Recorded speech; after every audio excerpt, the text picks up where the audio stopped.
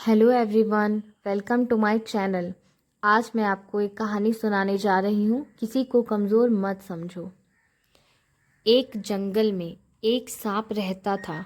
वह रोज चिड़ियों के अंडों, चूहों, मेढकों जैसे छोटे छोटे जानवरों को खाकर पेट भरता था। वह आलसी भी बहुत था। एक ही स्थान पर पड़े रहने के कारण कुछ ही दिनों में वह काफ़ी मोटा हो गया। मोटापे के साथ उसका घमंड भी बढ़ता चला गया।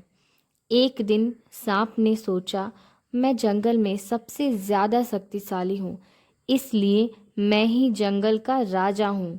अब मुझे अपनी प्रतिष्ठा और आकार के अनुकूल किसी बड़े स्थान पर रहना चाहिए। यही सोचकर उसने अपने रहने के लिए एक विशाल पेड़ का चुनाव किया। पेड़ के पास चींटियों के बिल थे। वहाँ ढेर सारे मिट्टी के छोटे छोटे कण जमा थे। उन्हें देखकर उनसे घृणा से मुंह बिचकाया और कहा, यह गंदगी मुझे पसंद नहीं, यह सब यहाँ नहीं रहना चाहिए। वह गुस्से में चींटियों के बिलों के पास जाकर बोला, मैं नागराज हूँ, इस जंगल का राजा। मैं आदेश देता हूँ कि जल्द से जल्द इस गंदगी को यहाँ से हटाओ और चलती बनो। विशालकाय सांप को देखकर वहाँ रहने वाले अन्य छोटे छोटे जानवर थर थर काँपने लगे, पर नन्ही चींटियों पर उसकी धौंस का कोई असर नहीं पड़ा।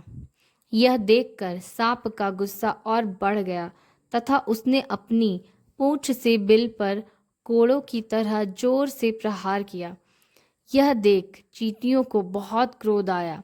क्षण भर में हजारों चींटियां बिल से निकलकर बाहर आई और सांप के शरीर पर चढ़कर उसे काटने लगी। सांप को लगा जैसे उसके शरीर में एक साथ हजारों कांटे चुभ रहे हों। वह मारे दर्द के बिलबिला उठा।